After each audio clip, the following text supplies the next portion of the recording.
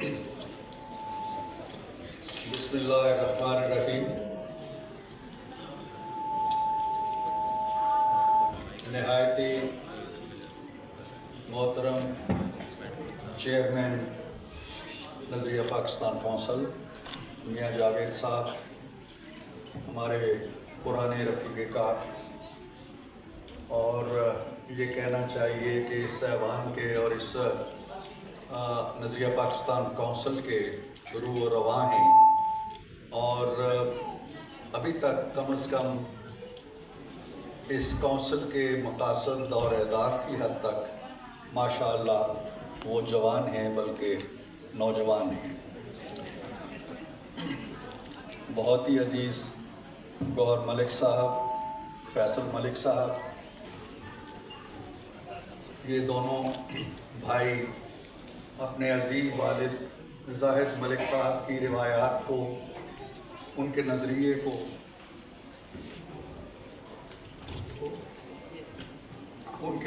کو، ان کی سوچ کو اور ان کی فکر کو جس طرح آگے بڑھا رہے ہیں، یہ بہت ہی قابل ستائش ہے۔ میرا ان دونوں نوجوانوں سے ایک اور رشتہ بھی ہے۔ کبھی جہاں میں پڑھاتا تھا یہ پڑھتے تھے، اور ان کا شمار میرے بہت ہی اچھے، بڑے ہی ہونہار اور ان شاگردوں میں ہوتا ہے جن کا تعارف کراتے ہوئے یا جن کو اپنا شاگرد قرار دیتے ہوئے کوئی حجاب یا ندامت نہیں ہوتی،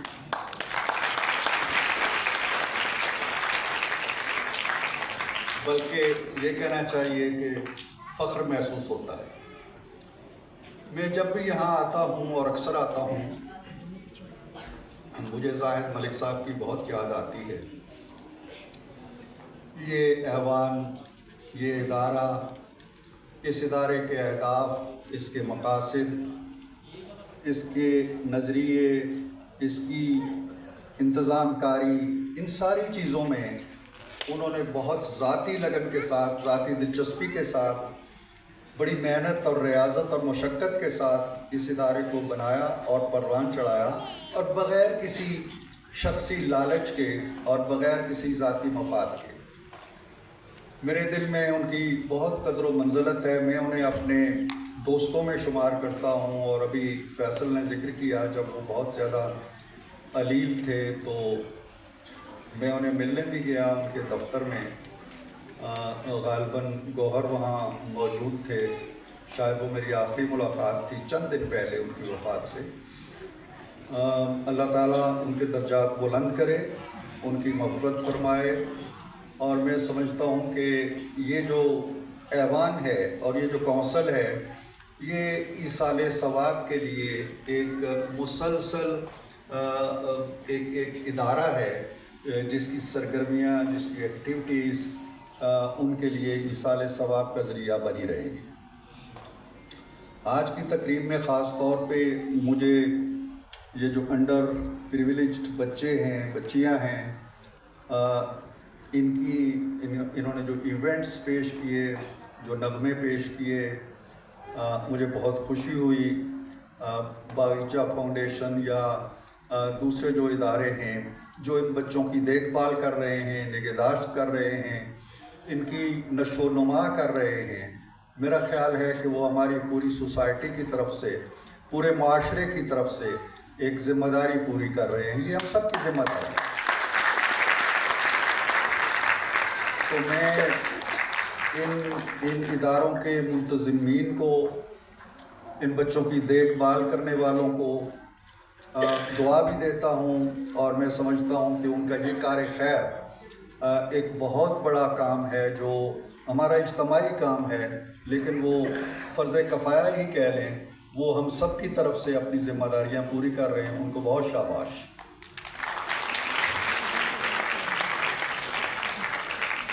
آج ہم جشن آزادی اور مارکہ حق دونوں کو ملا کے اس تقریب کا اہتمام ہم نے کیا ہے۔ جب مجھے گوہر نے کہا تو میں نے کہا کہ میں ابھی، اگرچہ ایک تقریب پرائم منسٹر صاحب کی بھی تھی، ابھی اور بھی 2-3 تقاریب ہیں، میں اس پہلی تقریب کو چھوڑ کے یہاں آیا ہوں، اس لیے کہ اس ادارے سے میری بڑی ذاتی ایک لگن اور دلچسپی ہے. اور جب آزادی کا ہم ذکر کرتے ہیں تو بہت سی نعمتیں ایسی ہوتی ہیں جو آپ کو حاصل ہوتی ہیں لیکن ان کی قدر و قیمت ہم نہیں کرتے. ان کی قدر و قیمت اس وقت ہوتی ہے جب وہ ہمارے ہاتھ سے نکل جاتی ہیں. بہت سی ہماری صلاحیتیں ہوتی ہیں، ہماری سننے کی صلاحیت ہے، ہمارے کان ہیں، سنتے ہیں، اور جب تک سنتے ہیں ہم اسے معمولات حیات میں بھول جاتے ہیں کہ اللہ نے کتنی بڑی نعمت دے رکھی ہے. اگر خدا نخواستہ سماعت سے محروم ہو جائیں تو پھر پتہ چلتا ہے کہ ہم کتنی بڑی نعمت سے محروم ہو. یہی حال آنکھوں کا ہے، یہی حال جسم کے دوسرے اعضاء کا ہے، اور یہی حال آزادی کا ہے. آزادی کی قدر و قیمت کو اولین جو محسوس کیا ہوگا میں سمجھتا ہوں ان لاکھوں مہاجرین نے کیا ہوگا جو اپنے گھر بار چھوڑ کے، اپنے ساز و سامان چھوڑ کے، اپنی کھیتی باڑی چھوڑ کے، اپنے بڑوں کی، اپنے بچوں کی قبریں چھوڑ کے پاکستان آئے اور پاکستان کو اپنایا. دو قومی نظریہ جو ہماری اس ادارے کا بھی ایک بنیادی موضوع ہے وہ یہی ہے جو علامہ نے بھی کہا اور اس سے پہلے سر سید احمد خان نے کہا اور بہت سے لوگوں نے کہا کہ اگر ہم انگریز سے آزادی حاصل کر بھی لیتے ہیں تو ہندوستان آزاد ہو جائے گا، مسلمان آزاد نہیں ہوں گے. مسلمان ایک غلامی سے نکل کے دوسری غلامی کے پنجے میں جکڑے جائیں گے. آج وہ برطانوی سامراج کے پنجے میں جکڑے ہوئے ہیں، کل وہ برہمن سامراج کے پنجے میں جکڑے جائیں گے. لہٰذا ہماری آزادی کے دو مقاصد ہیں. کانگریس کا مقصد یہ تھا کہ انگریز یہاں سے چلا جائے اور پورا ملک اس کے حوالے کر جائے. ہمارا مقصد، ہمارے دو مقاصد، ایک یہ کہ کانگریس کی طرح ملک آزاد ہو اور انگریز یہاں سے رخصت ہو جائے، انگریز یہاں سے چلا جائے. لیکن ساتھ ساتھ ہم یہ بھی کہتے تھے کہ انگریز چلا ضرور جائے لیکن ہم انگریز کی غلامی سے نکل کر ہندو کی غلامی میں آنے کے لیے تیار ہیں. ہمارا دین الگ ہے، ہمارا کلچر الگ ہے، ہماری تاریخ الگ ہے، ہمارا کھانا پینا الگ ہے، ہمارے سوشل سماجی معاملات الگ ہیں. ہم ایک الگ منفرد قوم ہیں اور یہ قوم غلامی کی زنجیروں میں جکڑی نہیں رہنی چاہیے. اس تصور کو 1930 میں علامہ اقبال نے اپنے خطبہ الہ آباد میں سمویا. اس کے بعد پھر 1940 میں قرارداد پاکستان، جسے قرارداد لاہور پہلے کہا گیا، وہ منظور ہوتی ہے اور ایک یہ لمبا سفر ہے.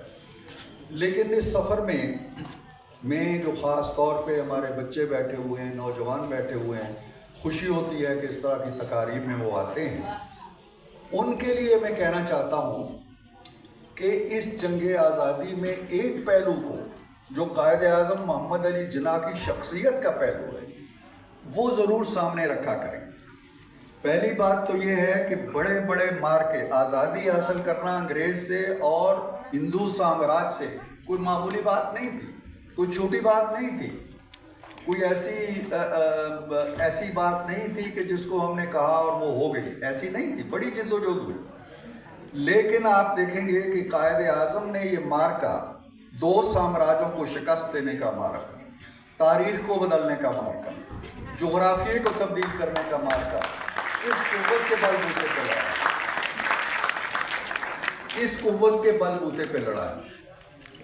ان کی پوری تاریخ کے اندر کوئی دھرنا نہیں ہے پاکستان کے حصول کے لیے، کوئی لانگ مارچ نہیں ہے، کوئی کسی طرح کا ہنگامہ نہیں ہے، کوئی کسی طرح کی مار پیٹ نہیں ہے، کوئی کسی کے گھر پہ پتھر پھینکنا نہیں ہے، کوئی کسی شخصیت کو گالی دینا نہیں ہے.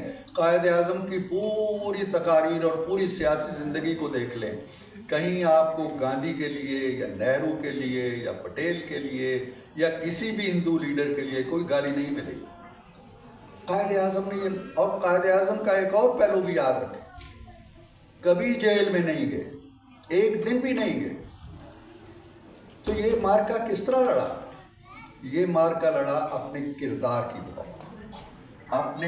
اپنی حق گوئی کی بدولت، اپنے نظریے کی بدولت، اس کی سچائی کی بدولت. کہ وہ جہاں گئے اگر وہ انگریزی میں بھی تقریر کرتے ہیں اور ایک بوڑھا بابا آ کے سنتا ہے اور اس سے پوچھتے ہیں کہ تمہیں کیا پتہ یہ کیا کہہ رہا ہے، اس نے کہا مجھے کچھ پتہ نہیں یہ کیا کہہ رہا ہے، لیکن مجھے اتنا پتہ ہے کہ یہ سچ کہہ رہا ہے۔ یہ تھی قائد اعظم کی قوت، جس کی بدولت ہم نے اتنا بڑا۔ اور عزیز بچوں، ایک چیز ہوتی ہے حاصل کر لینا، آزادی ہم نے حاصل کر لی، اور اس سے بھی زیادہ قیمتی اور اس سے بھی زیادہ محنت طلب چیز ہوتی ہے اس آزادی کو برقرار رکھنا، اس کا تحفظ کرنا۔ آج جب ہم غزہ کی کہانیاں سنتے ہیں ہمارا دل خون کے آنسو ہوتا ہے، فلسطین کی باتیں، مقبوضہ کشمیر کی باتیں، ہم دعا گو ہیں کہ ان کی بھی غلامی کی زنجیریں کٹیں اور وہ بھی آزادی کا سانس لیں۔ آپ تصور کریں ہمارے کم و بیش 20-21 کروڑ مسلمان ہیں جو اس وقت بھی بھارت کے اندر موجود ہیں، ان کی زندگیوں کا کیا احوال ہو، وہ کس طرح کی بے چارگی میں وہاں رہ رہے ہیں، ان کے لیے زندگی کے راستے بند کر دیے گئے۔ تو ہمیں ہر قدم، میرا خیال ہے کہ صبح نماز کے بعد جو پہلی چیز ہمیں کرنی چاہیے وہ پاکستان کی تخلیق کے لیے اللہ تعالیٰ کا شکر ادا کرنا چاہیے۔ میں یہ کہہ رہا تھا کہ آزادی حاصل کرنا ایک بڑا کام ہے، اس کو برقرار رکھنا، اس کا تحفظ کرنا یہ اس سے بھی بڑا کام ہے۔ تو آج 14 اگست کو جب ہم آزادی کی سالگرہ منا رہے ہیں تو مارکہ حق کو ہم اس لیے یاد کرتے ہیں کہ جس آزادی کو ہم نے حاصل کیا تھا، مارکہ حق نے اس آزادی کا تحفظ کیا اور بڑی کامیابی سے کیا۔ ایک ایسے دشمن کو عبرتناک شکست دی جو ہم سے 5 گنا بڑا ہے، جس کی طاقت ہم سے زیادہ ہے، جس کا اسلحہ خانہ ہم سے زیادہ ہے، جس کے طیارے ہم سے زیادہ ہیں، جس کے مال خانے ہم سے زیادہ ہیں، جس کے ذخائر ہم سے زیادہ ہیں، جو حجم میں ہم سے زیادہ ہے، آبادی میں ہم سے زیادہ ہے۔ ہمارا کوئی مقابلہ نہیں اس سے۔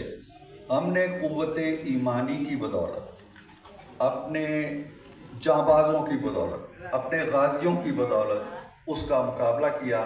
سو آج ہم سلام پیش کرتے ہیں ان غازیوں کو بھی، ان شہیدوں کو بھی، ان کے قائدین کو بھی، اپنے سپہ سالاروں کو بھی، اور جو ہمارے سپہ سالار اعلیٰ فیلڈ مارشل عاصم منیر، ہم ان کو بھی سلام پیش کرتے ہیں کہ انہوں نے مارکہ حق کے ذریعے ہماری آزادی کے تحفظ کی ایک مارکہ کو لارا جنگ لڑی۔ تو اس کے ساتھ ساتھ جو فیصل نے بھی مختصر سی بات کی کہ آزادی کو برقرار رکھنا صرف عسکری حوالے سے ممکن نہیں، ہمیں مالی طور پر، اقتصادی طور پر بھی آزاد ہونا پڑے گا، ورنہ اگر ہم کشکول لیے دنیا کے سامنے پھرتے رہیں گے تو ہماری آزادی کے چہرے پر دھبے لگیں گے، ہماری آزادی کا چہرہ شرمسار ہوگا۔ اس لیے ہمارا، اور خاص طور پر ہمارے نوجوان بچوں کا جن کا مستقبل ہے، ہمارا تو ماضی زیادہ ہے اور مستقبل کم ہے، آپ کا ماضی بہت مختصر ہے اور مستقبل آپ کا ماشاءاللہ لامحدود ہے۔ آپ کے فرائض میں آتا ہے کہ آپ پاکستان کے لیے محنت کریں، مشقت کریں، منفی اور اپنے کردار کو محض کرنے والی جو ایکٹیویٹیز ہیں ان سے بہت دور ہو جائیں، وہ پاکستان کو نقصان پہنچاتے ہیں۔ پاکستان کے تحفظ، پاکستان کی بقا، پاکستان کی ترقی، پاکستان کی خوشحالی آپ کی محنت، آپ کی مشقت اور آپ کی جد و جہد پر منحصر ہے۔ اس لیے آپ جہاں بھی ہیں، طالب علم ہیں، طالب علموں کی زندگی سے نکل چکے ہیں، اپنے گولز کو، اپنے مقاصد کو، اپنے اہداف کو سامنے رکھیں اور اس پاکستان کو، ایک نسل نے پاکستان آپ کو بنا کے دیا، دوسری نسل جو ہے اس کے ارتقاء میں آپ کے کام آئی۔ یہ نہیں ہے کہ پاکستان میں سب خرابیاں ہی خرابیاں ہیں۔ میں جب بھی 20-25 آدمیوں کی محفل میں بیٹھتا ہوں اور بات ہوتی ہے تو میں کہتا ہوں کہ آپ میں سے کوئی وہ بتا دے جس کی زندگی 25 سال پہلے بہت اچھی تھی اور آج بری ہے۔ کوئی ایک بھی ہاتھ کھڑا نہیں کرتا۔ سب کہتے ہیں کہ ہماری زندگی پچھلے 25-30 سال میں جو زندگی تھی اس سے بہت اچھی ہے آج۔ تو یہ پہلو دیکھیں آزادی کا یہ پہلو دیکھیں اور ہم عزت سے سر اٹھاتے ہیں. میں جس دن یہ جنگ چھڑی میں استنبول میں تھا, 6 اور 7 کی درمیانی شب کو میں نے واپس آنا تھا, لیکن فلائٹس کینسل ہو گئی اور مجھے 10 مئی تک وہاں رکنا پڑا. تو 10 مئی کو جب میں ایئرپورٹ پہ پہنچا اور کاؤنٹر پہ میں نے اپنا پاسپورٹ دکھایا تو وہ جو کاؤنٹر پہ نوجوان بیٹھا ہوا تھا اس نے میرا پاسپورٹ دیکھا اور پھر آنکھیں اٹھا کے میری طرف دیکھا اور مسکرایا اور یہ انگوٹھے سے یہ نشان بنا.